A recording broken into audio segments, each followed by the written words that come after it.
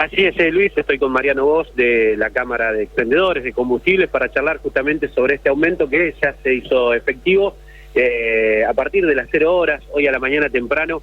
Justamente encontrábamos que en algunas estaciones de servicio ya estaban cambiando los carteles con los nuevos precios. Mariano, buen día, gracias por tu tiempo. Contarnos algunos detalles de este nuevo aumento, a qué se debe y cuánto es finalmente en porcentajes en promedio lo que han aumentado los combustibles. Bueno, buenos días. Tal como lo mencionabas vos recién, a partir de las 0 horas del día de ayer, del día de hoy, YPF modificó 6% sus precios y en el transcurso de la mañana las demás petroleras lo fueron siguiendo en idéntico porcentaje, alguna modificación dependiendo la zona del país y el tipo de producto de que hablemos, pero más o menos el porcentaje es cerca del 6%. Y si bien tenemos que decir que son causas diferentes, el resultado termina siendo siempre el mismo. Hay una modificación en el precio de final del surtidor.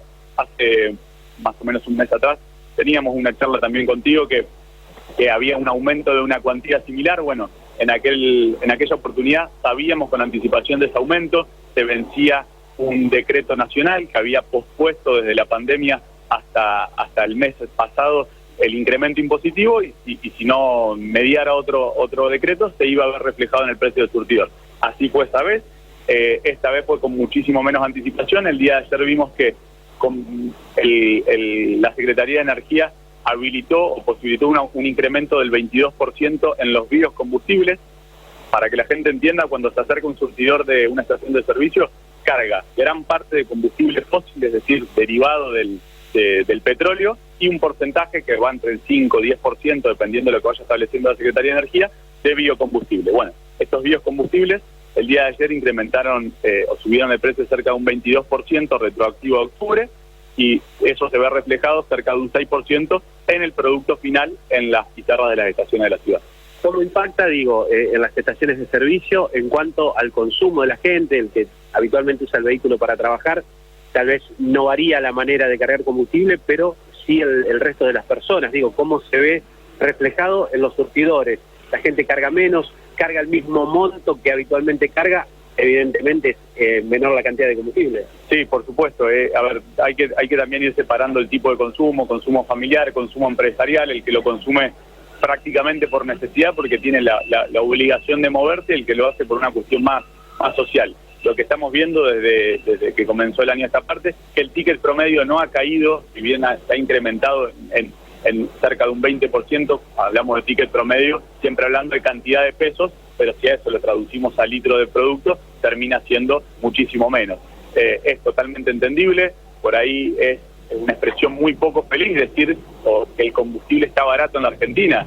Me escucha cualquier persona y dice, comparado con los salarios, que es la principal preocupación de los argentinos, tenemos que agarrar y decir que cada vez el combustible se termina llevando más parte del presupuesto de una familia, más parte del presupuesto de una empresa. Ahora también tenemos que decir y compararlo, como siempre es importante en economía, con precios relativos. Si vamos a compararlo al combustible con precios de otros productos en la Argentina, vemos que viene por debajo de la inflación, y lo más importante, que si comparamos el combustible con precios del mismo producto en países similares, llamemos países de la región, y nos acercamos a cualquier ciudad de frontera, vamos a ver que paraguayos, uruguayos, brasileros, chilenos se cruzan a nuestro país a cargar combustible. Entonces es una situación complicada, muy compleja.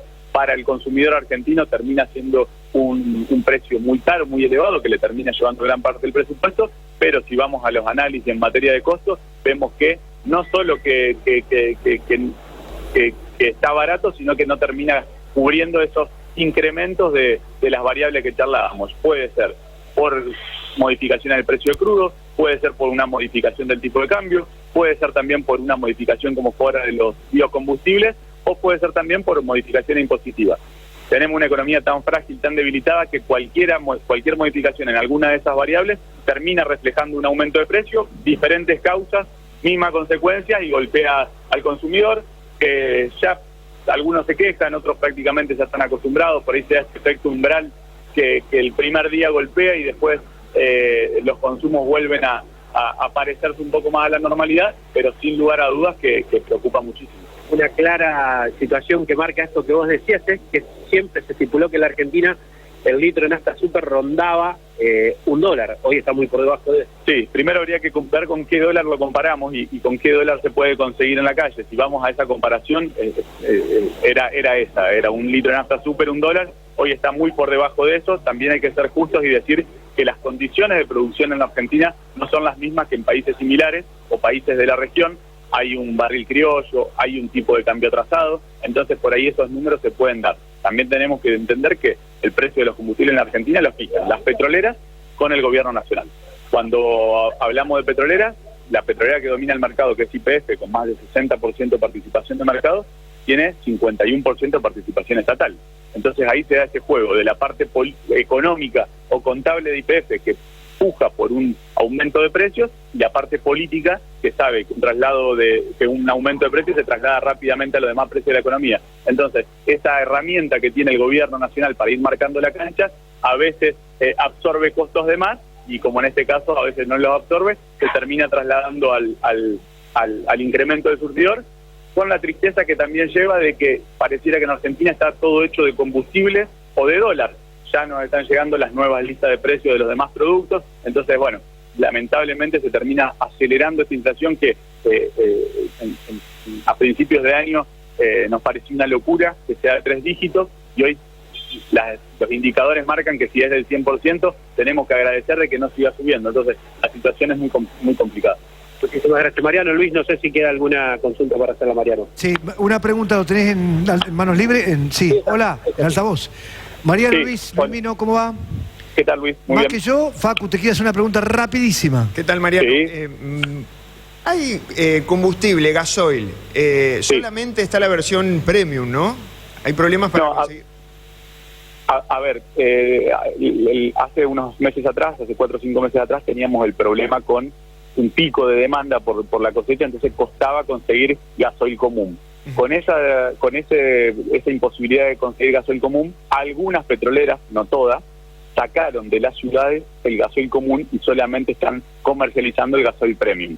Pero eso, por ejemplo, ocurrió en YPF. Nosotros, acá en nuestra petrolera, estamos comercializando los dos productos. Gasoil común, que se consigue acá o se consigue en la ruta, y gasoil premium, que también se consigue en todos lados. O sea que ahí hay, no en todas, pero ahí en esa estación de servicio están las dos versiones del gasoil. Está bien. Gracias, Exacto, Mariano. esa decisión se tomó. No, por favor, Luis, hasta cualquier momento. Un abrazo, muy amables. Abrazo.